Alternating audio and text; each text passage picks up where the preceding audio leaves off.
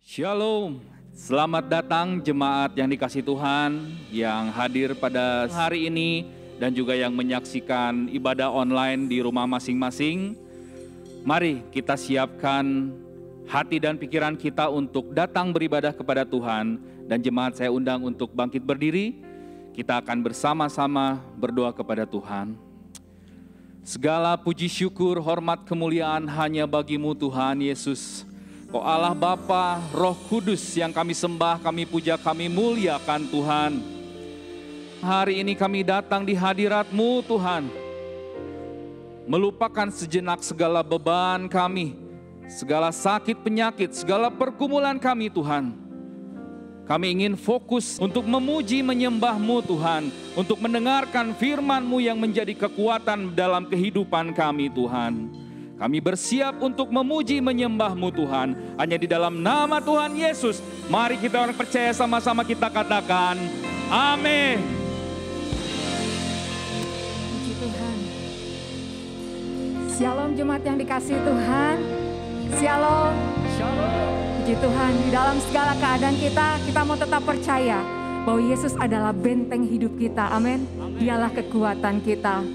Mari kita sama-sama mau nyatakan kepada Tuhan.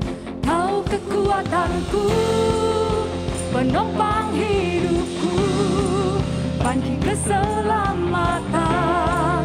Kau buktikan kasih setiamu, benteng hidupku.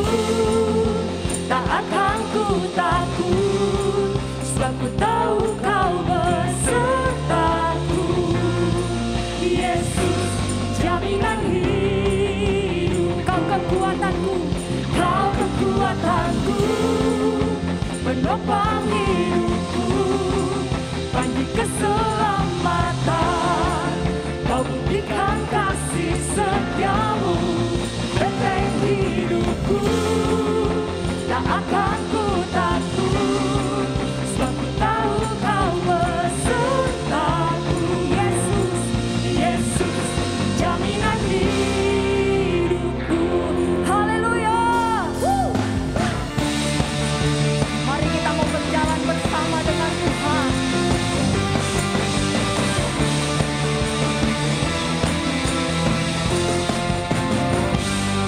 Mari nyatakan bersama.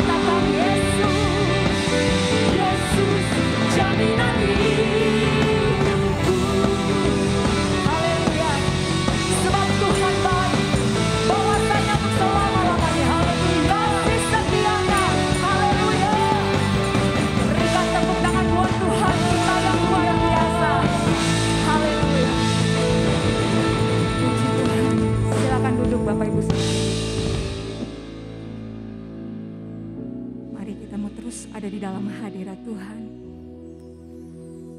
Kita mau siapkan hati kita menerima kebenaran firman Tuhan.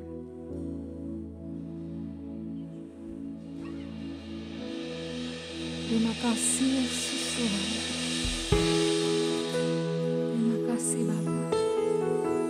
Bersama keluarga kami Tuhan, kami mau melayani-Mu Tuhan. Kami mau mengasihi-Mu Tuhan.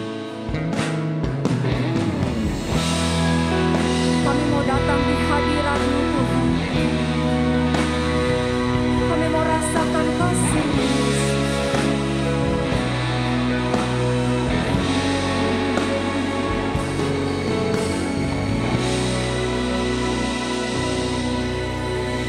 Kami datang di hadirat-Mu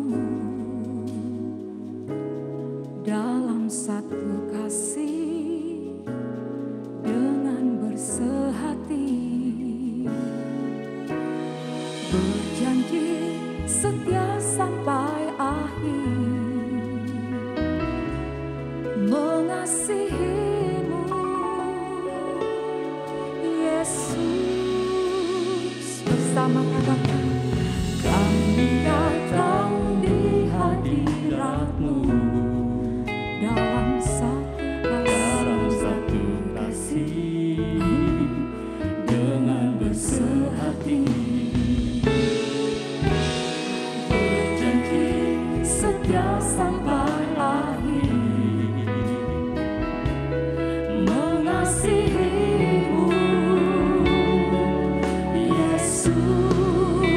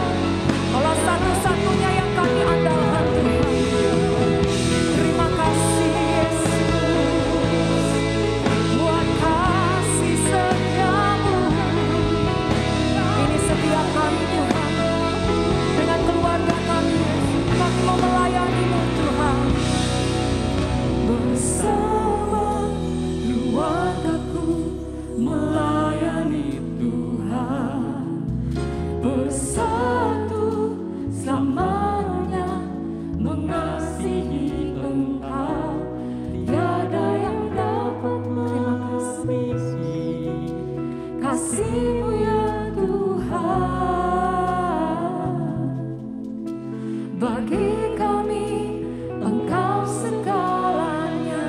Mari jemaat Tuhan katakan, bersama keluarga, bersama dengan keluarga kami mau bersatu selamanya mengasihi Engkau. Tiada yang dapat melebihi kasih-Mu ya Tuhan. Bagi kami Engkau segalanya. Mari angkat tanganmu, katakan kepada Tuhan.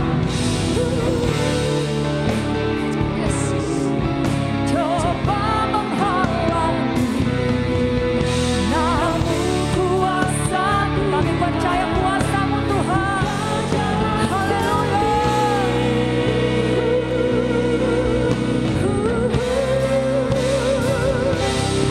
Bersama keluargaku melayani, bersatu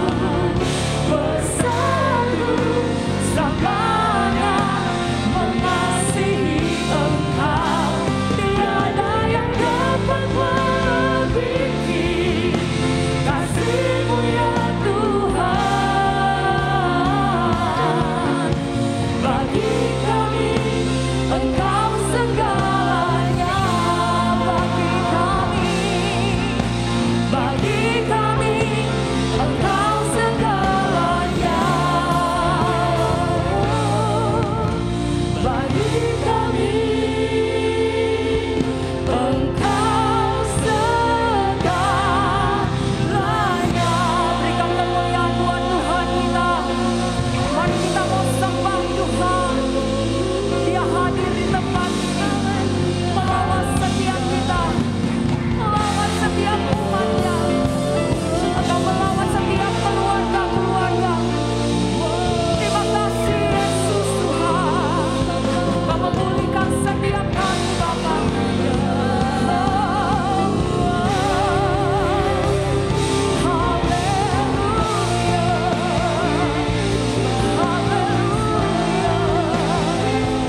Kami bawa Tuhan keluarga kami kepada-Mu Tuhan. Berikan kami hikmat-Mu Tuhan. Pimpin kami Tuhan. Pimpin kami ya Roh Kudus. Haleluya, haleluya, haleluya.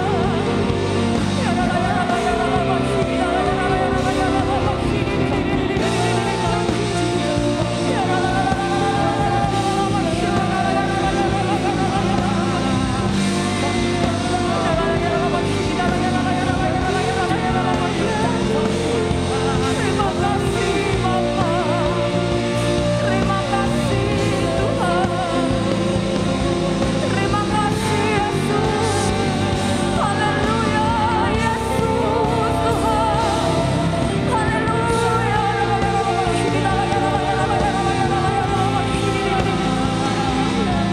Lawat setiap kami Tuhan.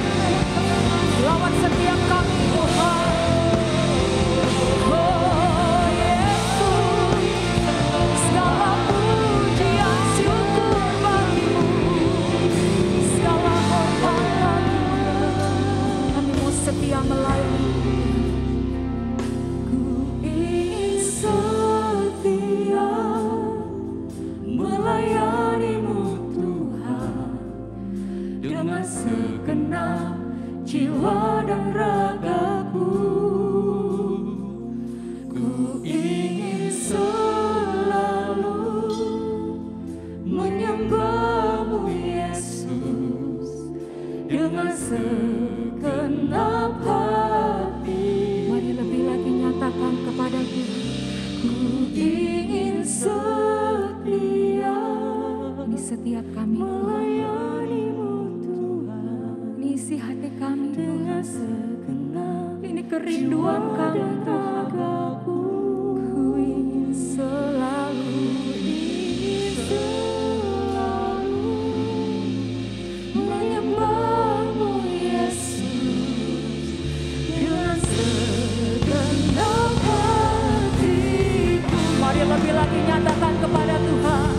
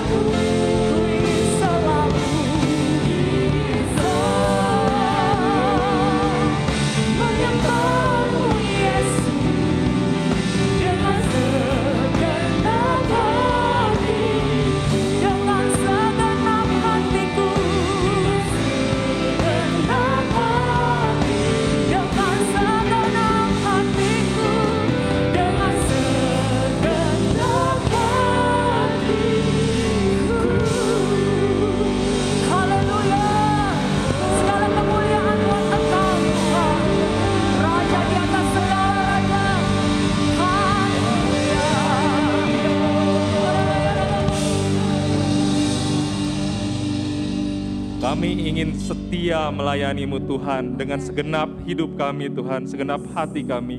Kami ingin selalu menyembah-Mu Yesus Tuhan. Pujian penyembahan kami hanya untuk Engkau Tuhan. Engkau yang bertahta di atas pujian penyembahan umat-Mu Tuhan. Terima kasih Tuhan, kami ingin selalu di rumah Tuhan, memuji-muji Tuhan. Terima kasih Tuhan, sebentar kami juga akan mendengar sebagian dari firman Tuhan. Tuhan berkati Bapak hamba-Mu, Bapak Pendeta Dr. Rubin Adi Abraham, yang akan membawakan firman Tuhan. Urapi hamba-Mu, apa yang dikatakan yang berasal daripada-Mu. Hikmat Tuhan menyertai hamba-Mu. Dan kami semua, para jemaat Tuhan yang hadir di on-site dan di online, Tuhan urapi kami. Hikmat Tuhan, urapan Tuhan menyertai kami. Kami bisa mendengar, kami bisa mengerti firman Tuhan, dan kami bisa melakukan dalam hidup kami. Terima kasih Tuhan, kami sambut firman Tuhan hanya di dalam nama Yesus.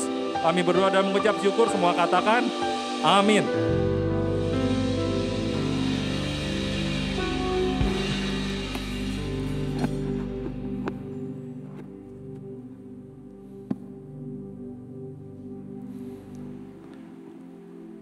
Selamat pagi Bapak Ibu dan Saudara yang dikasihi Tuhan, Shalom.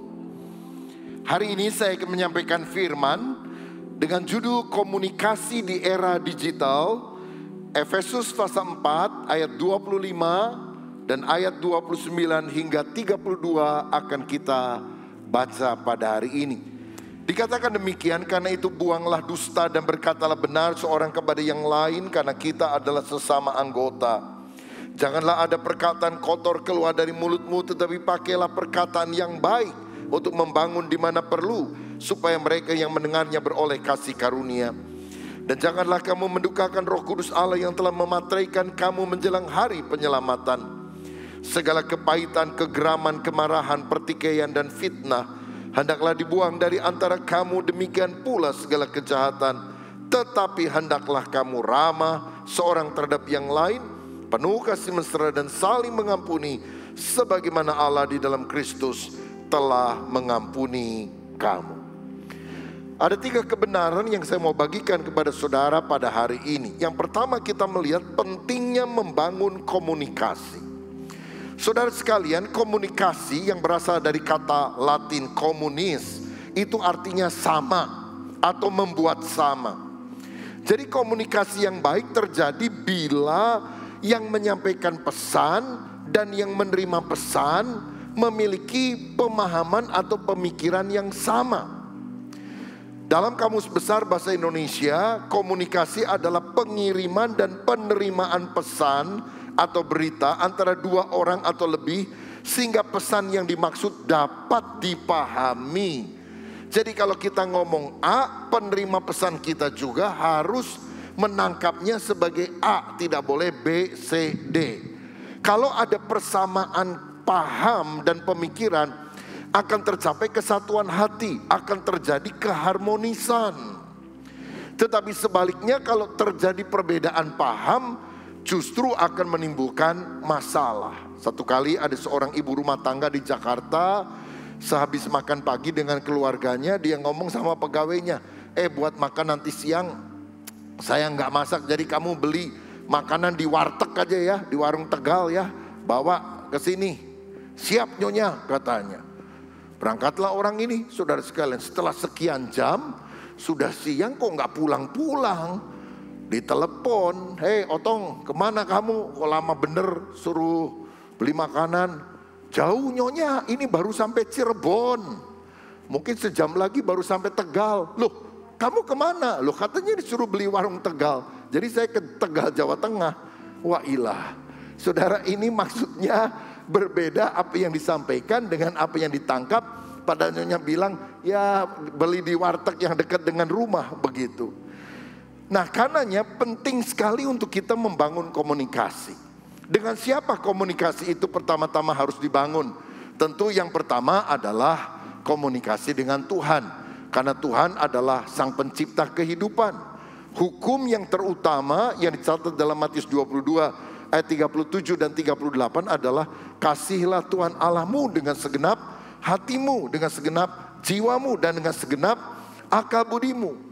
mengasihi Tuhan, berkomunikasi dengan Tuhan adalah hal yang harus kita prioritaskan. Dan untuk intim dengan Tuhan, maka ada dua sarana yang kita bisa gunakan. Pertama adalah Alkitab.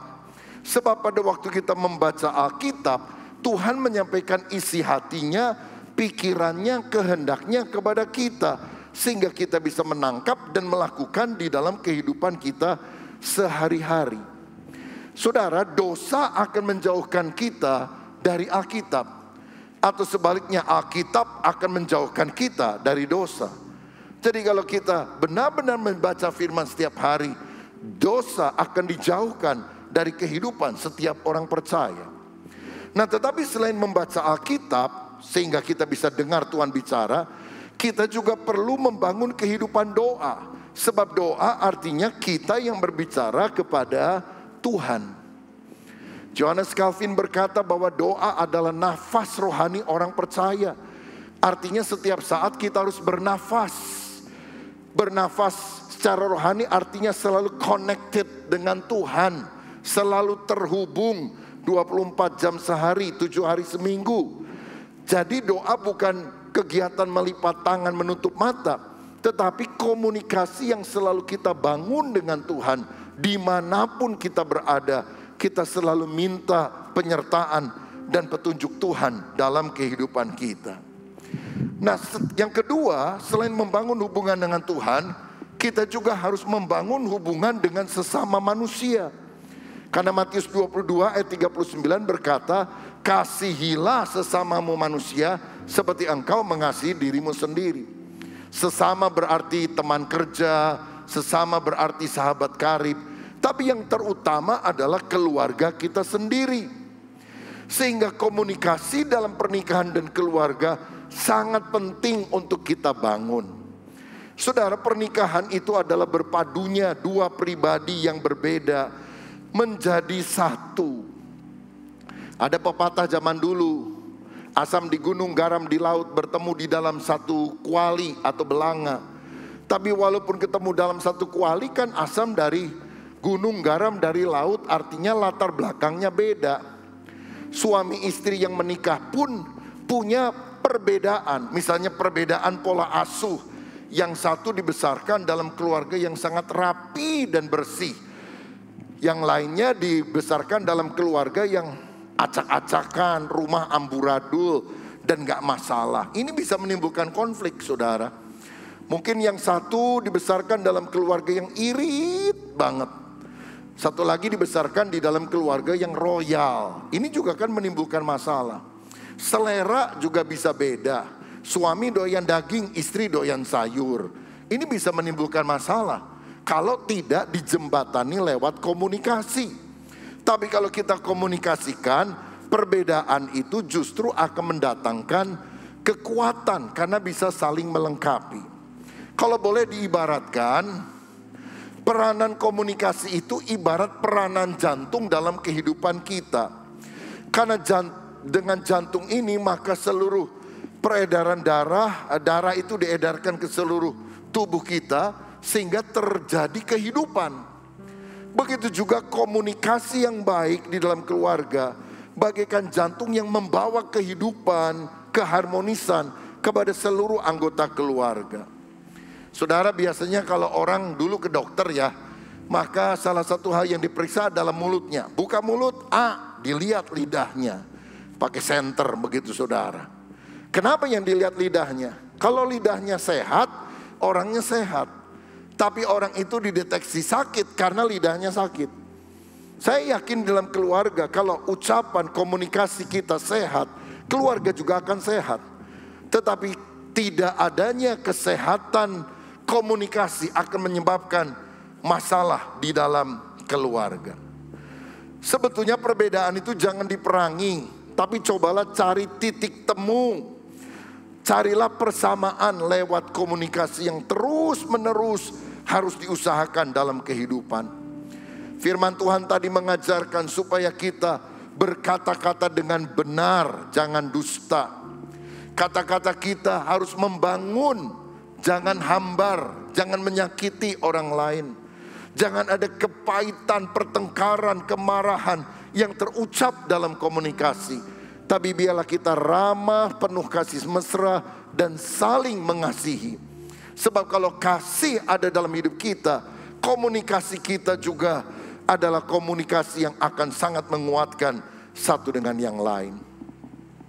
Ada seorang penulis buku rohani yang namanya Norman Wright. Dan dia suka menulis buku tentang pernikahan, keluarga, dan juga bagaimana komunikasi dalam keluarga yang baik. Yang pertama, saudara, dia menganjurkan, jadilah pendengar yang baik. Diam pada saat pasangan berbicara. Jangan suami ngomong, istri ngomong, akhirnya perang, saudara.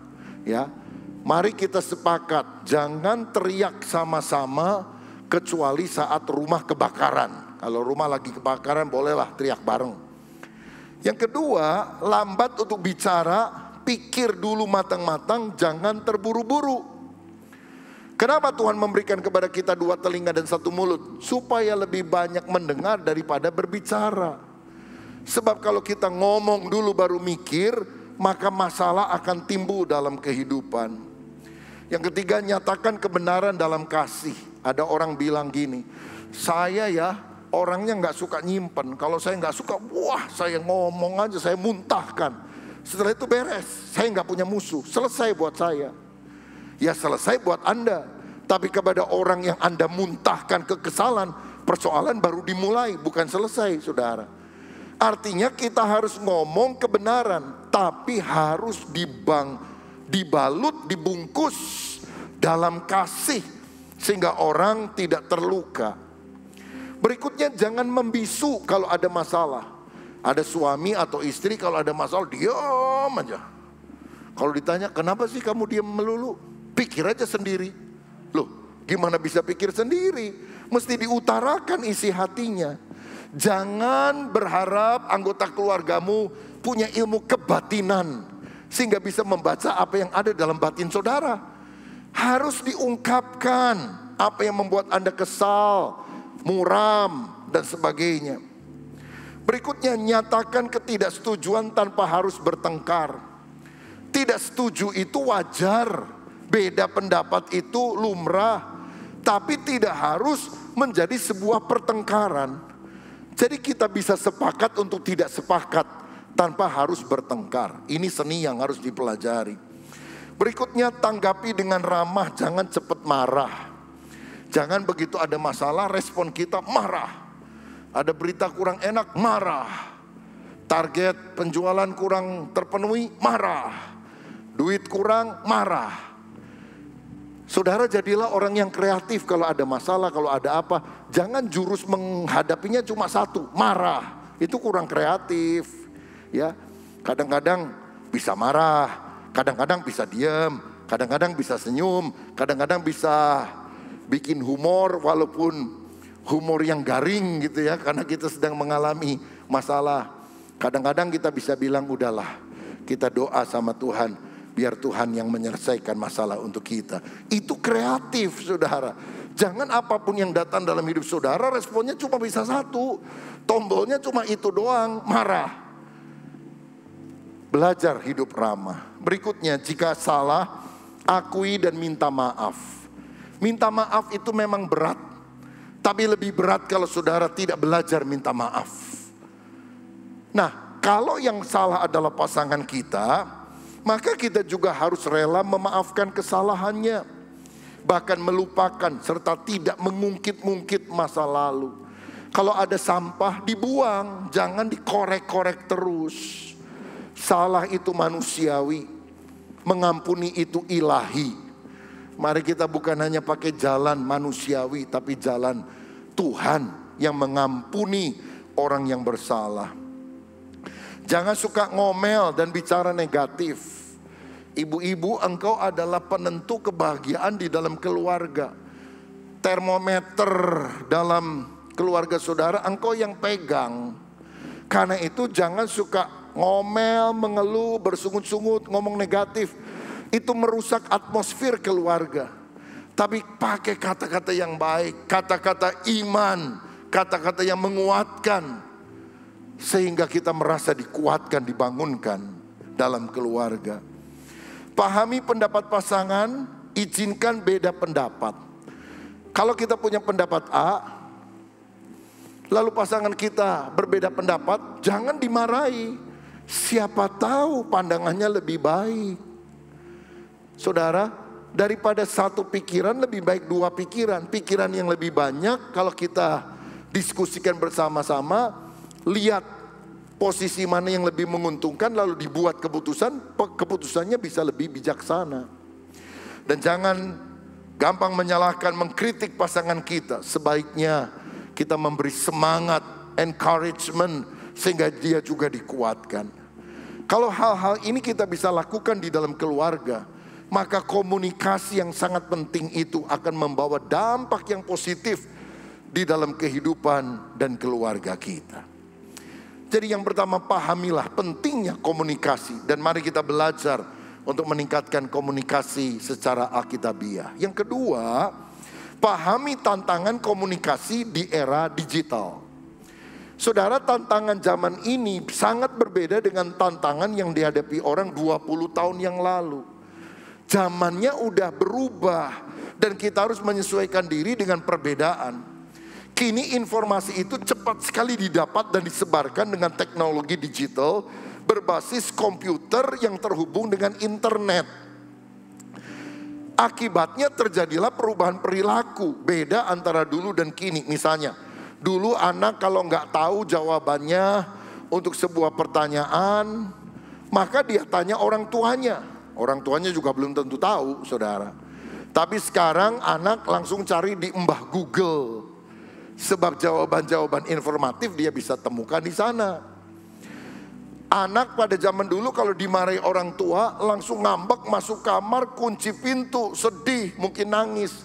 Zaman sekarang anak dimarahin orang tua, apa yang dia lakukan? Merubah status di Instagramnya.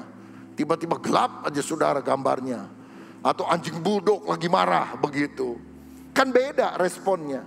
Kemudian, kalau misalnya suami istri bertengkar, dulu dua-duanya berdiam diri, diam-diaman. Sekarang istri bisa masuk kamar, ambil WA-an sama teman-temannya. Oh, gua lagi dimarahin sama suami ini. Oh, kenapa? Wah, jadi curhat saudara sekalian. Atau remaja, dulu menulis kisah hidupnya itu di diary. Ada yang dulu waktu masa remaja masih suka nulis diary gitu. Saya perhatikan buku diary dulu yang dijual itu ada gemboknya, saudara-saudara. Kenapa? Karena yang ditulis di diary tidak boleh dibaca oleh orang lain. Ini private, rahasia. Sekarang udah nggak gitu. Orang kalau menulis kisah hidupnya di blog pribadi, di sosial medianya, supaya seluruh dunia tahu, saudara. Kalau dulu kan empet-empetan supaya nggak diketahui orang, sekarang supaya diketahui semua orang. Betapa berbedanya tantangan pada masa dulu dan pada masa kini. Nah, saudara, kemajuan digitalisasi ini ternyata memang punya pengaruh yang positif. Apa saja? Misalnya, kita bisa berkomunikasi dengan siapa saja di seluruh dunia. Oh, dulu kalau mau telepon orang di Amerika susahnya minta ampun. Mesti telepon dulu ke pusat Telkom tuh saudara sekalian, minta nomor. Ngomongnya juga cepet-cepet karena 1 menit itu sudah dihitung berapa dolar gitu.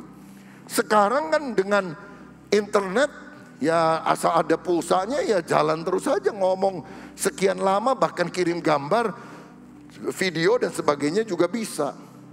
Dulu kalau orang punya bakat ngarang lagu, nyanyi, suaranya bagus, dia susah untuk bisa memproduksi. Karena apa? Dia harus ketemu sama produser, label tertentu, belum tentu juga disetujui untuk direkam. Tapi sekarang berdiri aja saudara dekat handphonenya, lalu dia nyanyi, ya masukkan, upload di YouTube. Kalau suaranya bagus, viewernya bisa banyak, dia bisa dapat duit besar karena dia jadi YouTuber, saudara sekalian. Ya, inilah perbedaan yang ada. Nah, ngomong-ngomong soal YouTube ini, saya mau kasih tahu bahwa ibadah online, pelayanan online di gereja kita tidak dimonetize. Jadi kita nggak ngambil duit dari YouTube, saudara sekalian. Kalau misalnya saudara lagi ibadah atau lagi dengar khotbah tiba-tiba ada iklan, itu karena kebijakan dari YouTube, tapi nggak ada sepeser pun masuk ke gereja kita. Karena saya merasa bahwa ibadah itu mestinya nggak usah dijadikan sumber untuk cari duit lah dari YouTube. Ya kalau orang berbeda pandangannya silahkan. Tetapi saya perlu beritahu supaya kalau ada iklan jangan dipikir ini GB Bethel ini kok banyak iklannya ya, apa cari duit. Enggak saudara, itu dari kebijakan YouTube, bukan dari gereja kita. Kita tidak mengambil uang untuk atau mendaftarkan diri untuk menerima uang, sama sekali tidak. Karena kita rasa ibadah itu beda sama YouTuber, begitu saudara.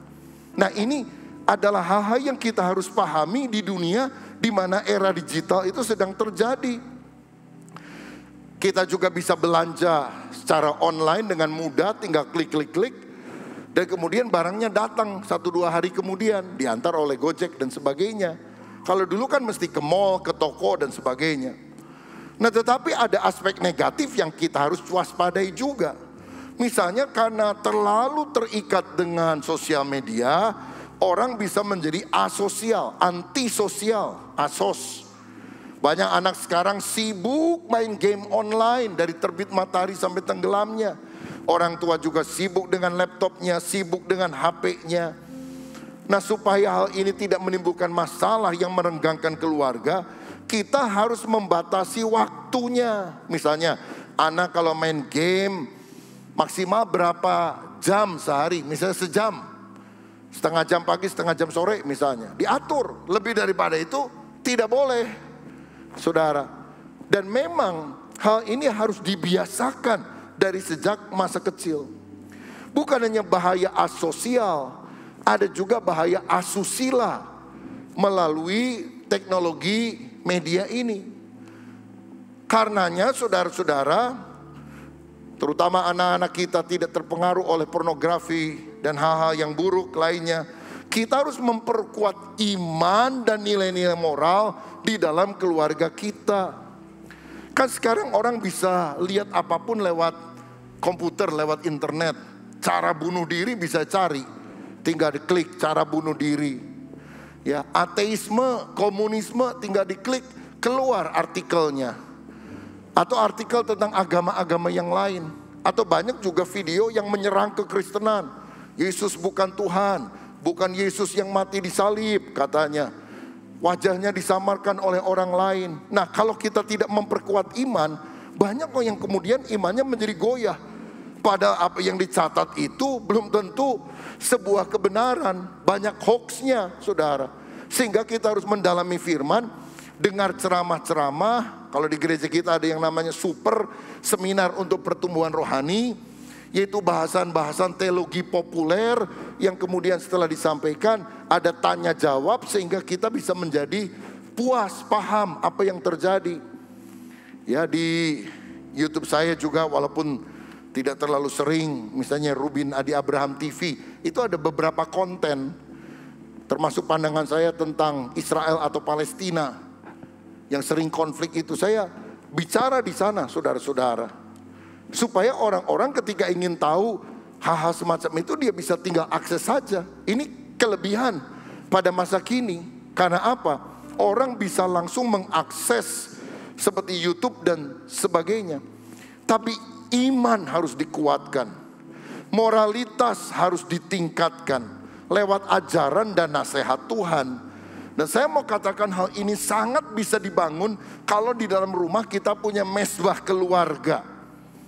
Di mana suami, istri, orang tua, anak duduk bersama-sama menyanyikan pujian untuk Tuhan, membaca Alkitab bersama, sharing bersama, doa syafaat bersama. Bapak itu memegang peranan yang sangat penting ya. Hari ini Father's Day ya. Kalau ada bapak-bapak, Happy Father's Day. Tapi bapak adalah imam dalam keluarga. Imam itu artinya pengantara antara dia dengan Tuhan. Dia mewakili keluarganya, membawa keluarganya datang kepada Tuhan. Dan dia memintakan berkat sehingga disalurkan sebagai kepala kepada anggota keluarga. Itu fungsi imam. Sayang sekali ada banyak pria, banyak pemuda, banyak suami tidak ngerti fungsinya sebagai imam. Wanita juga nggak ngerti. Saya perhatikan ya, Saudara sepupu kita umat Islam, kalau yang gadis itu ya, dekat-dekat sama seorang pria, apalagi mau dilamar, dia ngomongnya apa? Semoga kamu bisa menjadi imamku. Saya rasanya jarang dengar, hampir nggak pernah dengar dari pemudi Kristen, semoga kamu bisa jadi imamku. Nggak pernah dengar saya. Karena mungkin di dalam hati para wanita Kristen ngomongnya bukan gitu. Semoga kamu bisa menjadi ATM-ku yang tidak berhenti-hentinya mengeluarkan uang. Loh saudara, kita kok jadi duniawi banget? Pada seharusnya kita harus mencari pasangan hidup yang bisa menjadi imam. Dan suami pria harus jadi imam. Keluarga harus lebih rohani karena kehadiran kita. Dan suamilah yang harus mengupayakan adanya mesbah keluarga di dalam kehidupan kita. Sejak pandemi Maret 2020 terjadi, gereja tutup. Apa yang saya lakukan? Saya bilang sama keluarga, kita kumpul tiap hari jam 5 sampai jam 6 sore, mesbah doa keluarga. Bahannya apa? Kita bikin itu saudara, sudah berbulan-bulan. Mesbah keluarganya juga Senin sampai Sabtu, terus tiap hari tanpa break. Kira-kira 8 bulan mungkin. Baru setelah itu ditambah dengan keluarga pendeta Joko, keluarga pendeta Yusuf Tarigan sekarang Selasa, Jumat, supaya memberi kesempatan jemaat yang sudah sering lihat, ikut bersama, membuat ibadah keluarga di rumahnya masing-masing. Bukan cuma nonton. Bahan pun sekarang sudah diambil oleh tim dari Sinode GBI dan bisa diakses setiap hari di bit.ly/mesbah keluarga. Semua disambung, M-nya besar, K-nya besar. Jadi setiap kali kita perlu bahan, ambil aja di sana. Mudah kan saudara sekalian. Contohnya lihat aja mesbah keluarga yang saya dan rekan hamba Tuhan lain lakukan di YouTube GBI Battle hari Selasa dan Jumat. Tapi kalau saudara ada yang belum bisa melakukannya, saya kasih yang paling simpel lah ya. Saudara kalau makan, kalau bisa sesering mungkin duduk bersama, suami, istri, orang tua, anak. Sebelum makan, usahakan doa mesti bareng-bareng. Sedapat mungkin doa bareng. Nah waktu doa bareng kita bisa doa buat makanan yang disajikan. Tapi kita janjian. Gimana kita janjian ya, sebelum kita doa buat makanan kan cepet. Kita doa dulu buat keluarga. Doakan suami, doakan istri, doakan orang tua, doakan anak. Baru kemudian doa buat makanan. Kalau itu sudah lebih lancar, tambah lagi. Nyanyi satu lagu beberapa kali sebelum kita doa.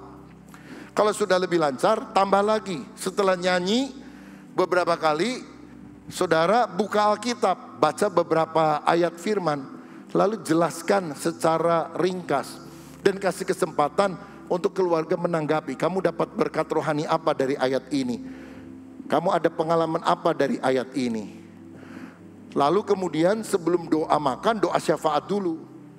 Lama-lama dari doa makan itu menjadi doa mesbah doa keluarga. Nah cuma kalau udah agak lebih lama, saya anjurkan makanannya jangan keluar dulu. Duduk aja bersama. Nanti kalau keluar dulu udah gak anget saudara sekalian.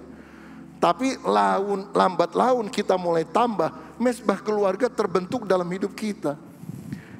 Kalau suami tidak berperan sebagai imam gimana? Istri harus jadi penolong. Kan suami itu ibarat kepala, istri ibarat leher. Kalau kepalanya tunduk terus, maka leher harus menopang supaya kepalanya menjadi bangkit. Begitu juga kalau suami belum bisa mimpin doa keluarga, gak apa-apa istri dulu. Sambil akhirnya dorong, ayo pap bagian kamu. Kamu kan sudah lihat cara saya mimpin. Saudara, melalui hal tersebut tantangan komunikasi di era digital yang kalau tidak diwaspadai juga akan menghancurkan iman, itu bisa kita atasi. Jadi pahami pentingnya komunikasi, pahami tantangan komunikasi di era digital dan mengatasinya. Nah saya ingin memberikan beberapa tips kebajikan apa dalam keluarga yang kita perlu lakukan di masa pandemi. Saya ingin memberikan nasihat ini kepada anak, kepada remaja, pemuda, dan kepada orang tua. Saya mulai dengan yang pertama. Nasihat saya kepada anak-anak, bukan hanya anak kecil tapi yang sudah dewasa, yang mungkin orang tuanya sudah lanjut usia. Lindungilah orang yang sudah tua. Lindungilah kakek nenek yang di tengah pandemi ini sebetulnya sedang terisolasi secara sosial. Dulu orang tua itu kan suka ketemu sama teman-temannya, cerita masa lalu yang diulang-ulang terus ceritanya. Sekarang kesempatan itu sulit loh saudara. Karena begitu mau keluar rumah, anaknya bilang, orang tua jangan keluar rumah, hati-hati loh pak, hati-hati loh kek. Jadi orang tua ada di rumah, gak bisa kumpul sama teman sebayanya. Lalu mereka juga gaptek. Waduh, banyak orang tua sekarang meninggal saudara, karena merasa hidupnya gak berguna. Bukan kena COVID, tapi rasa hidup gak berarti, gak punya teman lagi. Terisolir secara sosial. Jadi kalau saudara berkemurahan hati, perhatikan hal ini untuk orang-orang tua. Bantu mereka bisa berkomunikasi secara digital. Belikan mereka smartphone yang user friendly, yang mudah digunakan. Gak usah yang paling mahal, gak usah yang paling lengkap. Yang simple tapi bisa ada WA, bisa ada Zoom, kira-kira seperti itu saudara. Bisa ngeklik YouTube, ya, bisa pesen Gojek, kira-kira seperti itu. Sebab beberapa hari yang lalu ada pengurus bilang, aduh pak gimana ya, lansia di gereja kita juga banyak yang gak bisa ikut komsel online. Saya bilang bikin tutorial yang gampang, dampingi supaya mereka bisa ikut komsel online lewat WA group, ya, voice call atau lewat Zoom. Ya masalahnya bukan di situ, masalahnya ini HP-nya HP jadul yang cuma bisa SMS sama nelpon sama lempar anjing, saudara-saudara. Wah kalau gini kan susah, nggak ada solusinya. Solusinya apa? Ya belikan saudara. Ini ya saya mau bilang, kalau engkau punya kakek nenek yang sudah sulit berhubungan dengan orang lain, salah satu hadiah yang baik untuk dia, belikan smartphone. Buang itu stupid phone, ya, telepon bodoh dibuang, diganti dengan smartphone. Lalu kedua, saudara juga harus mengisi dengan aplikasi-aplikasi yang berguna, misalnya dengan WhatsApp, dengan Zoom. Satu hal yang sangat dibutuhkan orang tua, Alkitab bersuara. Saudara bisa download gratis. Karena dari Kejadian sampai Wahyu, sekarang ada aplikasi itu saudara. Jadi dibacain tuh ayat Alkitab. Kan enak sekali, mau baca Wahyu dibacain, baca Mazmur dibacain, tinggal pilih doang. Nah kita berikan sesuatu yang bermanfaat buat mereka, ditambah petunjuk penggunaannya. Nah ingat, orang tua sering lupa. Jadi kalau saudara ngomong akan nanya lagi. Jadi supaya saudara tidak terus-terusan terganggu tiap hari, di kertas saudara ketik atau saudara tulis cara memakai WA gitu. Cara mendengar Alkitab suara 1, 2, 3, 4, 5. Jadi dibaca. Itu akan sangat menolong. Saudara, saya ingat sebelum pandemi kita kan ada ibadah lansia jam 9, setengah 11 sudah bubar biasanya hari Sabtu. Tapi satu kali ada para mahasiswa dari mana itu datang memberikan pelatihan sehabis ibadah, jadi ibadahnya dipersingkat, bagaimana menggunakan smartphone untuk pesan Gojek, makanan dan sebagainya, atau pergi dari satu tempat ke tempat yang lain. Nah ini saya lihat lansia senang sekali. Sampai jam 1 belum bubar saudara. Sampai saya tanya sama pengurus, tumben kok lama? Wah lagi semangat nih Bapak Ibu katanya. Karena apa? Dia mungkin uang punya loh saudara, tapi mau beli pecel di jalan anu, mau beli rujak di jalan anu, mau beli soto di jalan anu, mesti nungguin anak cucunya. Begitu dimintain tolong ngambek lagi anak cucunya saudara. Tapi karena dia bisa pesan lewat Gojek, masukin uang secara digital, diajarin caranya. Senang sekali. Membuat kehidupan itu lebih berguna, masih ada maknanya, bisa komunikasi sama temennya, walaupun tidak bisa tatap muka, minimal tatap layar, kira-kira begitu. Jadi ini adalah kebajikan yang kau bisa lakukan kepada orang tua. Ya baik saudara yang di gereja maupun yang di online, dengarkan ini. Supaya orang tua kita juga tetap sehat, karena terhubung, tidak terisolasi secara sosial. Dan jangan lupa, bayarin internetnya. Sebab walaupun sudah ada smartphone, kalau nggak ada pulsanya ya sama aja saudara. Atau kalau mereka punya uang, kasih tahu aja cara bayarnya demikian. Dan salah satunya ingatkan penipuan lewat sosial media yang marak supaya orang tua kita terpelihara. Ada nasihat yang saya juga mau sampaikan untuk remaja pemuda dalam usia milenial. Pada umumnya orang milenial itu tidak mau diganggu karena mereka selalu terhubung, connected, terus secara digital dari pagi sampai malam. Terhubung dengan pekerjaannya, terhubung dengan teman-temannya. Nah, saya mau bilang, kelompok milenial tidak boleh punya dunia sendiri yang gak peduli sama orang lain. Jadi sepertinya ya gak memperdulikan orang lain lah. Nah, karena itu saudara harus tentukan waktu untuk keluarga, baik untuk ngobrol, untuk kegiatan bersama. Jadi kadang-kadang gini ya, dia lagi main ketik-ketik begitu saudara. Kan sekarang banyak work from home. Ya, jadi ada banyak milenial nggak pernah keluar rumah tapi uangnya banyak.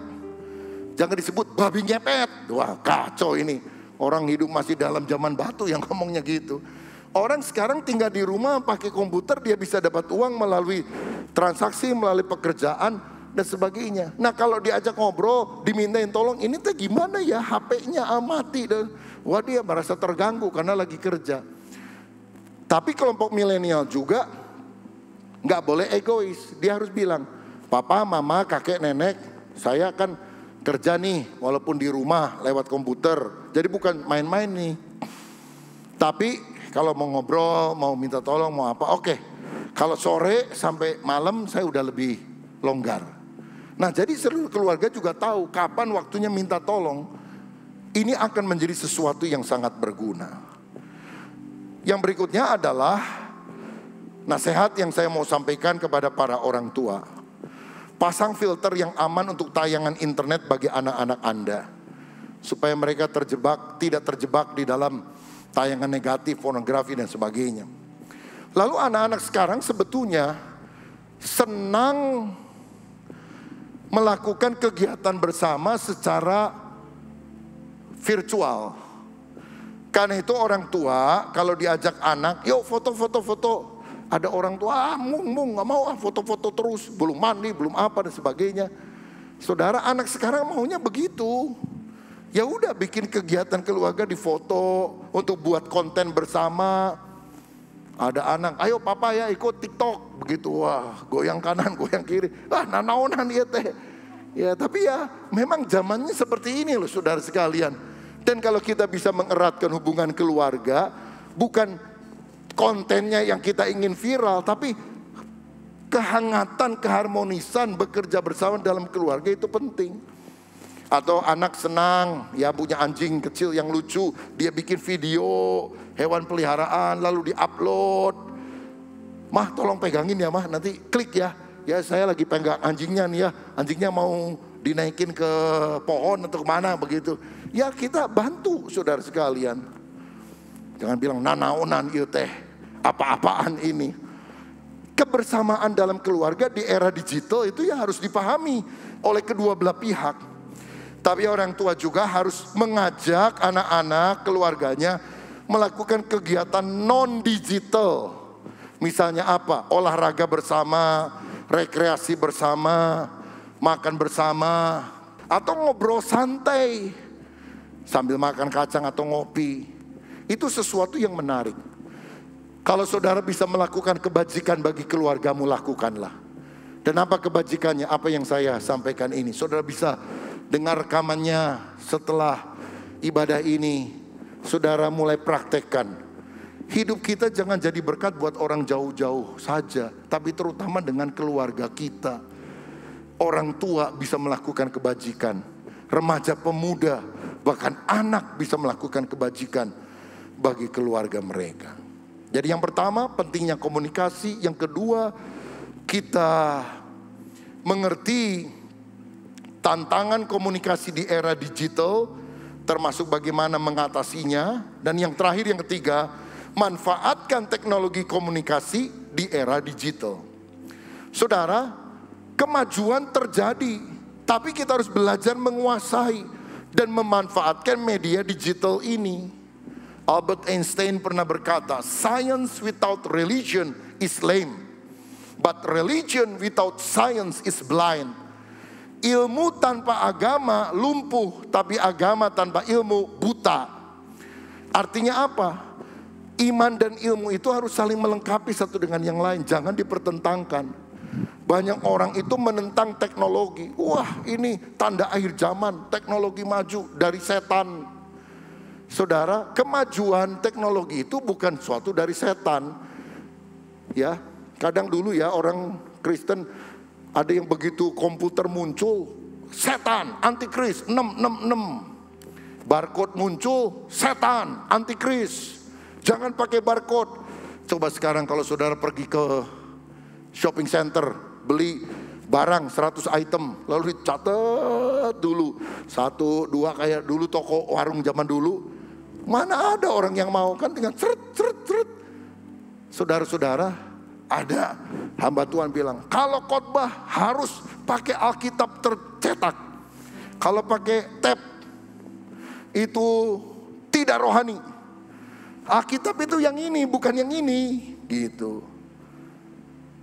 Saya bilang, ya kalau mau lebih rohani, kalau menurut saya pakai perkamen dan papirus. Lebih rohani, jadi gulungan kitab tuh saudara dari kulit kambing. Oh, lebih rohani. Loh, apakah kerohanian ditentukan dari bentuknya, ataukah dari isi yang kemudian kita serap dalam hidup? Walaupun saya mau bilang saudara, dalam devosi pribadi, saya tetap lebih nyaman menggunakan Alkitab cetak. Karena kalau pakai WA, pakai HP itu kadang-kadang suka ada WA masuk, ada apa. Aduh, banyak gangguannya saudara. Ingin ngeklik yang lain. Sudahlah kalau devosi pribadi pakai ini saja. Nah, kita bersyukur terutama yang mungkin 50 tahun ke atas matanya kurang tajam. Lembaga Alkitab Indonesia sudah mencetak Alkitab terbaru versi huruf besar. Isinya sih sama, cuma tulisannya lebih gede, saudara sekalian. Jadi saya minta toko buku kita selalu siap, karena ini sangat berguna. Saya udah cukup lama loh saudara nggak baca Alkitab dengan cetakan ini, karena kalau yang ini pun rasanya terlalu kecil. Walaupun pakai kacamata rasanya terlalu kecil, tapi begitu dapat yang gede itu, waduh, puji Tuhan, mulai garis bawahi lagi, merah, biru, kuning, hijau. Jadi kalau saudara mau kasih hadiah buat nenekmu, kakekmu, kasih Alkitab. Kasih bakso mah hilang 3 jam juga udah amblas. Kasih Alkitab seumur hidup, tetap akan dibaca saudara sekalian. Nah, jangan menentang teknologi. Saudara ingat gak dulu tukang ojek demo-demo, protes-protes karena ada ojek online. Sekarang mah gak ada yang demo. Kenapa? Semuanya ikut jadi ojek online. Dan ternyata secara penghasilan lebih banyak manfaatnya. Karena orang bisa pesan makanan, bisa pesan apa melalui aplikasi online tersebut. Nah, karena itu dalam Kejadian 1 ayat 27-28, ketika Tuhan menciptakan manusia, diciptakan menurut gambar dan rupa Allah untuk berkuasa atas bumi. Taklukkanlah itu. Artinya Tuhan ingin agar kita menguasai. Apapun tantangan, perubahan, perkembangan bisa terjadi. Tapi manusia yang adalah gambar Allah diberi hikmat untuk berkuasa atasnya.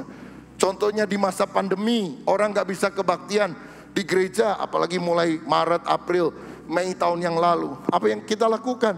Kita mulai mengadakan ibadah online. Sehingga sekarang ada 2, onsite dan online. Ada yang beberapa tanya, Pak, kenapa tiap minggu saya lihat Pak Rubin juga khotbah ya, bukan hanya secara onsite di gereja tapi juga secara online. Karena saya bilang, yang menyaksikan khotbah saya lewat online itu beda dengan yang lewat onsite. Dan saya mau bilang saudara sekalian, melalui komunikasi kemajuan teknologi ini, kita bisa menyampaikan firman Tuhan untuk skala yang lebih luas. Bukankah ini adalah dampak komunikasi di era digital yang harus kita manfaatkan? Karena itu sebagai bagian akhir, gunakanlah teknologi digital sebagai sarana yang pertama untuk pertumbuhan rohani. Orang tua harus mengajarkan sikap takut akan Tuhan kepada anak-anaknya, sharing pengalaman rohani bersama dengan anak-anak mereka. Ajarkan waktu kamu duduk, waktu kamu berjalan, waktu kamu berdiri. Lalu saudara juga bisa mengikuti dan mengajak anak-anak keluarga kita ikut ibadah online yang menumbuhkan iman. Ibadah online seperti hari Minggu ini, kelompok sel secara online, pemuridan SMK, saya murid Kristus level 1, 2, 3, 4, mesbah keluarga, doa secara online. Tidak perlu meninggalkan tempat, tetap di rumah, tapi bisa ikut ibadah. Saya mau beritahu, sekarang gereja kita sudah punya member online. Jadi saudara yang suka ke gereja kan dapat member. Sekarang ada orang yang belum pernah ke gereja di sini karena tinggalnya di luar kota atau bahkan di luar pulau. Mereka bilang, boleh nggak Pak kami jadi anggota online? Karena terus terang sejak pandemi gereja kami tutup, kami nggak pernah datang ke gereja kami. Tapi tiap hari Minggu kami ikut kebaktian di GBI Battle. Lah zamannya kan berbeda saudara. Akhirnya kita runding pengurus, saya bilang oke, setuju dengan catatan. Dia bukan cuma lihat YouTube pada hari Minggu, tapi dia ikut komsel online dan pemuridan SMK online. Karena lewat komsel dan pemuridan ada dua arah. Dia bisa ngomong, dia bisa dijawab, dia bisa mendengar orang, bisa tahu namanya dan sebagainya. Kalau cuma lihat, nggak bisa jadi member online. Dan secara kerohanian dia bilang, kami bertumbuh. Kami mulai mengenal firman Tuhan. Jadi mengapa kita dalam dunia ini harus berkeras hanya dengan pola yang lama. Pola yang baru Tuhan sedang berikan di dalam gerejanya. Jadi orang bisa mengikuti ibadah online, komsel online dan sebagainya. Walaupun kalau saudara mendapatkan kesempatan untuk bisa onsite, hadir di dalam ibadah onsite. Karena ada tentu ngalami hadirat Allah bersama-sama itu lebih terasa. Apalagi kalau kondisi lebih kondusif, koinonia, persekutuan dengan saudara-saudara seiman, itu juga kita bisa alami. Dan yang terakhir, gunakan teknologi digital sebagai sarana penginjilan. Bukan menyebarkan hoax saudara, tapi menuntaskan amanat agung Yesus, pergi jadikan semua bangsa muridku. Tetap menabur benih firman dimanapun kita berada. Ada alumni mahasiswa STT Karisma program S2. Dia bikin channel di YouTube saudara, renungan harian setiap hari. Gak pernah munculin wajahnya. Cuma pertama kali saya dengar rasanya suara si ini ya, apa bener gak saya WA? Ini kamu yang bikin ya? Iya Pak. Saya cuma dengar suaranya, saya hafal. Dia cuma tampilkan pemandangan sebagainya. Lalu ada renungan. Saya lihat subscribernya 400.000. Tiap hari renungan hariannya minimal dibaca 20.000 orang. Atau didengar 20.000 orang. Wih, luar biasa. Jadi platform sekarang bukan mimbar gereja loh saudara. Platform sekarang sosial media. Jadi kalau saudara mau bersaksi, mau khotbah 1 menit, mau sharing atau apa, pakai Instagram, pakai YouTube atau sosial media yang lain. Gak usah mikir, kapan ya Pak Rubin ngundang saya khotbah di mimbarnya GBI Mengkarwangi. Udah ketinggalan pola pikir itu. Tiap hari saudara bisa sampaikan firman, kesaksian, hal-hal yang baik lewat platform dari sosial media yang ada. Ini luar biasa. Saya khotbah hari Minggu ini lebih sedikit daripada minggu-minggu yang lalu. Ya, ada pengurus bilang, waduh gimana Pak, kita harus kurangi karena COVID-nya makin tinggi dan sebagainya. Saya bilang boleh saja, tapi saya bilang jemaat sekarang mah udah pinter. Mereka udah tahu baca-baca di sosial media sendiri. Ya udah gak usah dibatasi juga, pasti gak akan sepenuh minggu lalu lah. Bener kan saudara sekalian, karena sudah pada pinter begitu. Nah tapi saya mau bilang, saudara yang berani datang bersama dengan saya tentunya sebagai hamba Tuhan, saya mengapresiasi saudara, luar biasa. Kita cinta kepada Tuhan dan kita juga percaya ada perlindungan Tuhan. Amin saudara sekalian. Yang di rumah juga tidak masalah, asal hatimu tertuju kepada Tuhan. Tapi gunakan platform sosial media untuk memberitakan kabar baik. Karena apa yang keluar dari mulut Allah tidak akan pernah kembali dengan sia-sia. Saudara-saudara, memang yang mengunjungi ikut ibadah on-site jauh lebih berkurang dibandingkan dengan sebelum masa pandemi. Tapi yang ikut ibadah online meningkat luar biasa. Ini kan kemajuan teknologi yang harus kita kuasai, kita taklukkan untuk kemuliaan Tuhan. Sehingga dunia boleh berubah, tapi orang percaya akan selalu mendapatkan hikmat untuk berkemenangan di dalam pergumulannya bersama Tuhan Yesus Kristus. Dengan demikian saya percaya, kalau Roh Kudus menuntun hidup kita, keluarga kita juga tetap akan mendapatkan kekuatan menjadi lebih kokoh di era digital ini. Karena kita gunakan semua sarana untuk pertumbuhan rohani kita, juga untuk menyebarkan kabar baik kepada banyak orang. Tuhan Yesus memberkati kita semuanya. Haleluya. Mari kita berdiri. Peganglah tanganku Roh Kudus setiap hari. Tak dapat jalan sendiri tanpa Roh-Mu. Bawalah diriku kepada segala kebenaran, agar ku tidak tersesat, mengikuti jalan-Mu. Kudus, kudus Tuhan. Kudus, kudus Tuhan. Kudus nama-Mu. Ku beri syukur.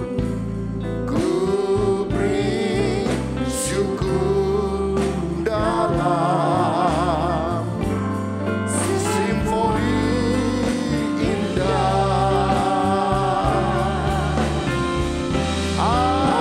ajaib, ajaib Tuhan, ajaib nama-Mu, nama yang beri menang, nama yang beri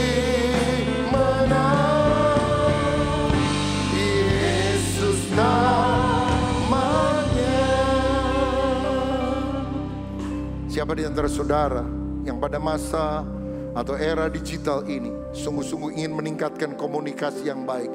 Pertama dengan Tuhan, kedua dengan keluarga kita, dengan orang-orang yang dekat dengan kita. Jangan sampai alat komunikasi menjauhkan kita dari Tuhan dan keluarga. Tapi kuasai, manfaatkan itu untuk pertumbuhan rohani kita dan juga untuk pemberitaan kabar baik. Selalu minta dituntun oleh Roh Kudus, maka ada kemenangan yang Tuhan akan berikan. Siapa yang rindu hidup pribadi kita, kerohanian kita, keluarga kita makin bertumbuh, bahkan pada masa pandemi ini, mari kita angkat tangan atau taruh tangan di dada saudara. Bapa, terima kasih untuk firman-Mu yang sudah disampaikan ini.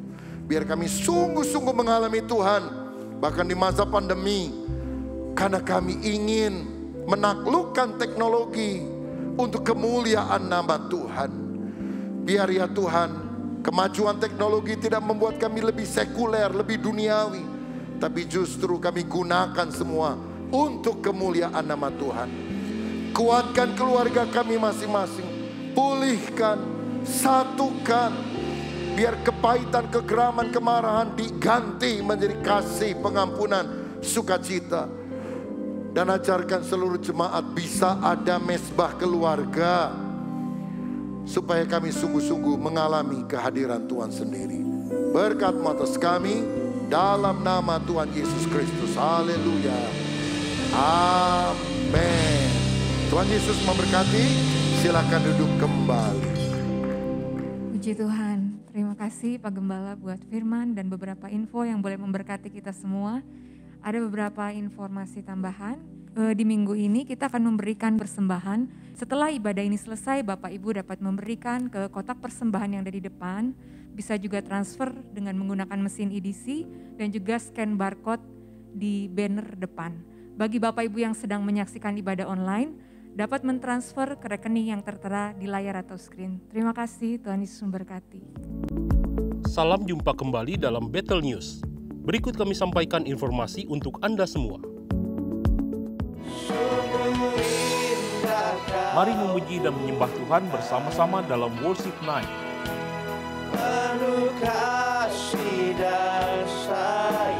Yang diadakan pada Kamis 27 Oktober jam 7.30 malam, live on YouTube channel GBI Battle. Disertai renungan malam bersama Pendeta Dr. Rubin Adi Abraham.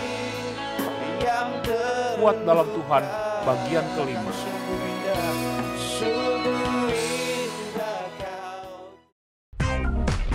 Battle Business Community bekerja sama dengan Universitas Kristen Maranatha mengadakan acara pelatihan entrepreneurship bertemakan Business Starter Pack, Business Know-how and Communication, Part 1. 7 Biggest Startup Main Mistakes. Bersama pembicara Bapak Edi Surbakti. Acara dilakukan secara onsite di GBI Battle Mekarwangi pada Jumat 28 Oktober jam 6 sore. Acara tidak dikenakan biaya, namun diperlukan pendaftaran sebelumnya melalui link berikut ini.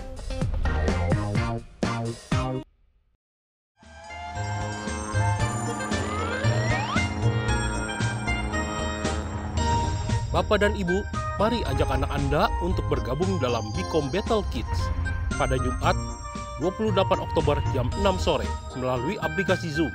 Biarlah anak kita dapat memuji Tuhan dan berinteraksi dengan teman. Bergabunglah dalam doa Sabtu pagi pada Sabtu 29 Oktober jam 6 pagi bersama Pendeta Dr. Joko Prihanto yang dilakukan secara onsite di GBI Battle Mekarwangi dan disiarkan online melalui YouTube channel GBI Battle. Dan doa Sabtu pagi di GBI Battle Hyper Square jam 6 pagi bersama PDP Rene Mangindaan. Mari ajak saudara, teman, rekan untuk berdoa bersama-sama. Bapak dan Ibu, ibadah Battle Senior Club kembali diadakan pada Sabtu, 29 Oktober jam 9 pagi. Diadakan onsite yang berlokasi di GBI Battle Mekarwangi. Hadir sebagai pembicara PDP Adi Wirawan.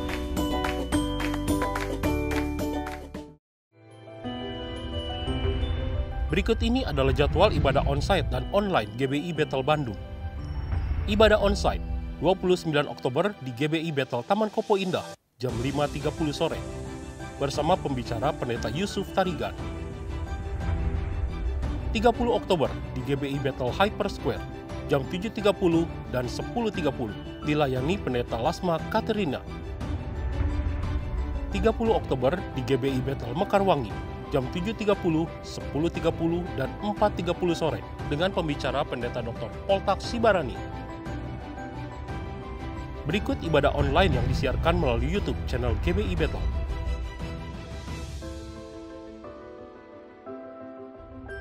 Bagi yang mengikuti ibadah secara onsite, pastikan Anda telah divaksin, tunjukkan bukti vaksin menggunakan aplikasi Peduli Lindungi, serta wajib menggunakan masker sesuai standar kesehatan. Anda belum gabung Bicom? Gabung dong, mumpung ada Bicom Day. Selama bulan November, kesempatan baik untuk Anda bergabung. Bagi Anda yang pertama join akan mendapat kaos eksklusif. Hubungi konter Bicom setelah ibadah selesai. Yuk gabung, rugi kalau nggak ikut Bicom.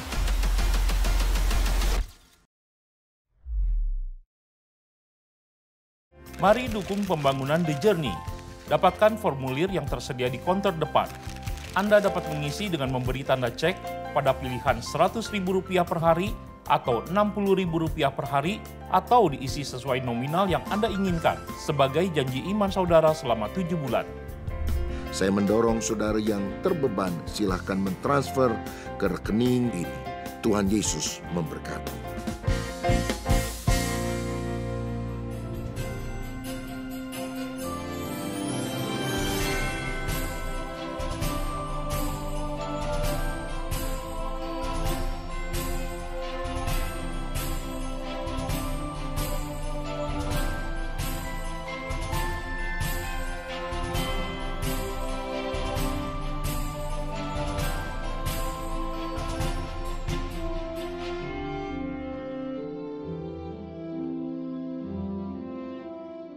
Sebelum kita doa berkat, mari kita sama-sama bangkit berdiri, kita akan mengakhiri ibadah. Saya percaya kita semua sudah diberkati dengan kebenaran firman Tuhan, dan biarlah kita bukan hanya menjadi pendengar, tapi menjadi pelaku firman Tuhan, supaya kita semua sama-sama diberkati Tuhan. Mari kita bersatu dalam doa. Bapa Surgawi, kami bersyukur Tuhan buat ibadah yang sudah diberkati. Kami percaya Engkau sudah memberkati setiap kami dengan berkat-berkat yang baru. Dan jikalau sebentar kami akan kembali ke rumah kami masing-masing mengakhiri ibadah ini Tuhan, kami mau bersatu hati berdoa buat Bapak Gembala senior kami, Bapak Pendeta Julius Ishak. Biarlah Engkau akan memberikan kekuatan, kesehatan, memberikan urapan yang baru, sehingga dimanapun hamba-Mu berada, Tuhan pakai untuk menjadi alat-Mu, menjadi alat kemuliaan-Mu. Berkati keluarganya, berkati kehidupannya Tuhan. Kami juga berdoa buat gembala sidang kami, Bapak Pendeta Rubin Adi Abraham. Tuhan juga akan terus memakai, mengurapi hamba-Mu ini, supaya semakin hari semakin mempermuliakan Tuhan, menjadi berkat bagi setiap orang, bagi bangsa dan negara, bahkan bagi dunia ini Tuhan. Biarlah Engkau berikan kekuatan, kesehatan, panjang umur, dan perlindungan-Mu senantiasa. Sebagai ketua sinode juga Tuhan berkati supaya dia menjadi pemimpin yang bisa membawa hamba-hamba Tuhan lebih dekat lagi kepadamu, lebih sungguh-sungguh lagi melayani Tuhan, khususnya di Gereja Betel Indonesia. Terima kasih Bapa. Dan saat ini kami juga berdoa buat setiap kami, keluarga-keluarga kami, supaya melalui kehidupan kami, keluarga kami diberkati Tuhan. Kalau ada di antara kami yang mengalami hubungan yang tidak baik di dalam keluarga, mungkin antara suami dan istri, antara orang tua dan anak, atau menantu dengan mertua, Bapa, di dalam nama Tuhan Yesus, biar Engkau pulihkan setiap hubungan keluarga kami Tuhan, supaya kami boleh mengalami kuasa-Mu, pemulihan-Mu Tuhan, sehingga keluarga kami boleh menjadi keluarga teladan, menjadi berkat bagi keluarga-keluarga yang lain. Terima kasih Bapa. Saat ini kami juga bersatu hati berdoa buat Bapak Presiden kami Tuhan, Bapak Jokowi dan wakilnya Bapak Ma'ruf Amin.